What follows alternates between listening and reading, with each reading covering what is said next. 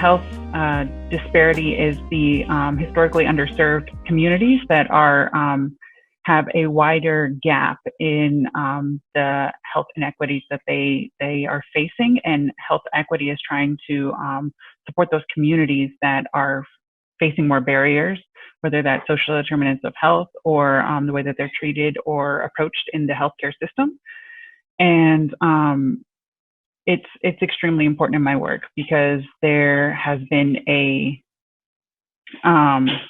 long history of federal policies, of anti-Indian federal policies that have affected the health and well-being of tribal nations and urban-based Native communities, all the way from the Indian Removal Act in 1830, which removed all of the tribal nations away from their traditional homelands, which essentially removes them from their traditional food bases. It removes them from their land base that they know how to navigate, and they were removed to land pieces, land spaces that did not have adequate fertile ground to grow crops. It did not have the game that they're used to hunting, or the traditional berries or herbs that they're used to gathering for their diet. And so, as well as affecting or causing a long line of historical trauma. And so it's important for my work to try to bring that to light and make sure that they're included in the decision-making process, because as sovereign nations, our tribal governments and our urban-based tribal leaders know how best to break that chain of historical trauma, how to soothe our emotional distress from that trauma, heal our heart, and make well-balanced of our physical health. And so making sure that they're included in that process is very vital to correcting those inequities.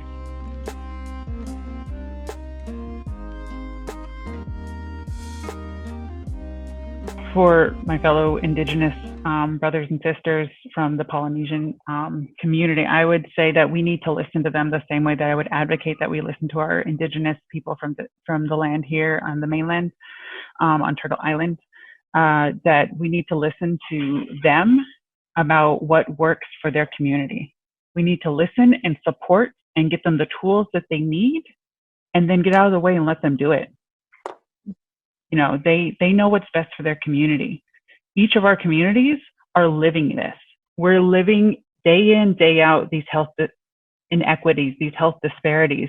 We live this every single day. We see our family members go through it. We know exactly what we need. We know how to heal our own communities. We know how to heal our hearts. We know how to heal the historical trauma in our DNA. We know how to break that chain. So our policymakers, our community, our government needs to listen to our communities about what works for us. Each community has something that works for their own community. We all have our own traditional medicines. We all have our own health practices that work for our community before westernized medicine maybe come in and disrupted it. So what was working for our communities before something was disrupted and put us down this trickle path of health disparity, one health disparity after another, and inequities in resources. So we need to get the resources to the communities that they ask for and let them take care of their own community.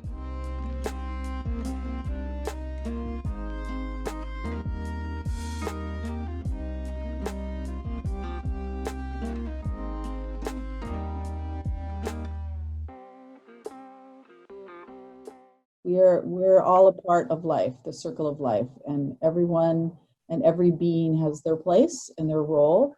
And when that gets upset and out of balance, things like this happen. Yeah. Right? This is what happens when things are so heavily disrupted by fire and too much development. That is what happens. It's basically about staying in balance, and we are out of balance right now.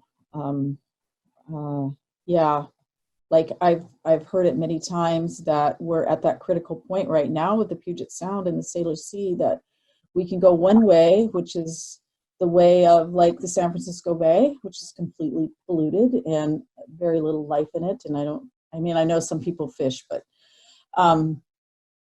which is mostly for transportation, which is what they're trying to do to our area. And that's what you get, right? That's what you get. Or we can go in the other direction, which is finding the balance of, we all live in this society, so we absolutely need business. We need to produce the things, that we need for life, for our well-being. But I think it's really the greed and going too far is one of the teachings of Native people, is that wealth is really measured by how much you give away, not by how much you acquire. Yeah. The complete opposite, right, of the whole system and the way it's the financial system, everything, right? It's everything right now. Yeah, it's to accumulate wealth, to consume, and this is a finite planet. This is not an infinite. Exactly. Planet, right? And so, and I know we want to talk a little bit about environmental justice. That's another area we work, because Native Americans are part of the frontline communities that really suffer disproportionately from pollution. And so I started studying environmental racism back like in the 80s. And it's astounding to know that most of the refineries are located next to reservations. A lot of the polluting industries are right there next to the reservations, and tribes are not able to deal with, because of legalities, protect their people in many ways. So we fight for those policy changes as well.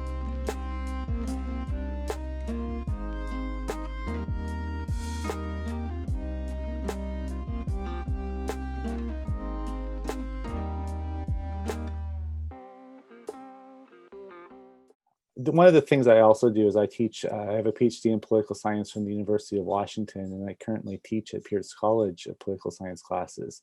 And what I tell my students is that it's important to have people who look like themselves serve in office, because it gives people more faith and more trust in government. To see someone who looks like you at the highest levels of office, whether as a city council member, as a mayor, whether as a judge, I mean, it really gives that faith and trust that, as Cynthia was describing, that someone's looking out for their interests. And even though they're not necessarily, no one can speak for everyone, the experiences of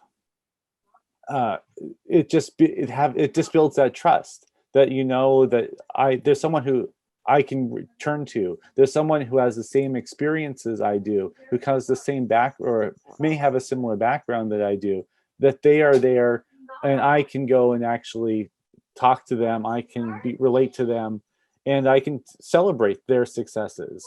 And then for someone who may be interested in getting into government or looking ahead, the young women in our schools right now, our young men in schools can say, hey, there's someone who looks like me. I can be that person too. I can be a city council member. I can be a mayor. I can be a state senator. And soon we'll say, I can be a governor of our state.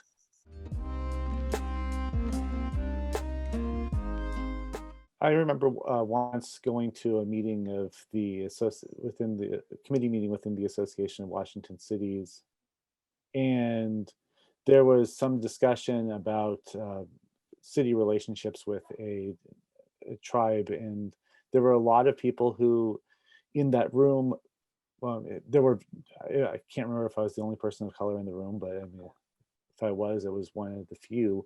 And there are very few people who understood the issues around sovereignty. There are very few people who, lots of negative stereotypes that were said in that room, and it was disturbing. And so, I think similar to the senator, I think that I've had to, and I've found that I need to really speak up, especially outside of my city about the sort of educating other city council members about tribal issues, to raise, even within the organizations I'm involved with. I mean, just sort of being that person who pushes. And so one of the things that really I've been trying to do and working with last 6 months or so with National League of Cities is trying to identify all the tribal members who are currently serving across the nation. And it's hard. I mean, some of this data is not there. No one has that complete list of who are the tribal members who serve.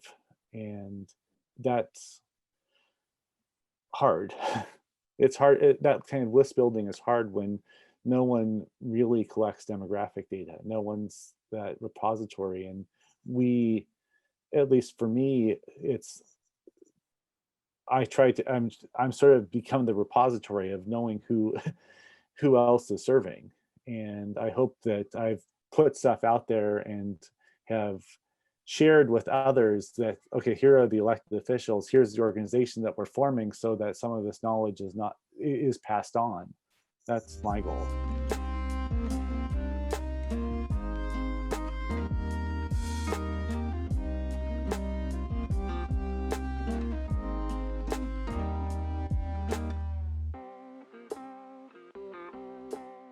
Well, for those that don't know me, my name is Casey Sixco. I'm deputy mayor at the city of Seattle. But on a more personal level, I'm also an enrolled citizen of the Cherokee Nation, the largest tribe in the United States. I have 3 young children, and I grew up in Seattle. But my family's history, right? If we go way, way back, my family is a survivor of the Trail of Tears, the forced removal of our people from the southeast to what was then Indian Territory, and my I could go on and on and on about the history of just my own tribe and its interactions with foreign powers. Our first treaty was with Britain in the 1600s, and so we've been at this game of resistance for a long time. But I just mentioned that, one, because I think it's important to know about me, but 2, because along the way, right, we've had to consistently remake our community and have it be a place that can thrive again. And literally, when we were moved from the southeast to Indian Territory, reconstitute our government, build our institutions of higher learning, do all of these things. And then in the 1950s, there was a policy called Indian relocation, federal policy, where another 50% of our tribe moved. And it was, the whole purpose of that policy was to relocate and basically, begin to dismantle the reservation system across the United States. The promise of a job and a house, move to California, move to Texas, and more importantly, leave the reservation. It was a failed policy. It was overseen by the same individual that oversaw Japanese internment. So I should tell you a little bit about what the actual thrust of the objective was.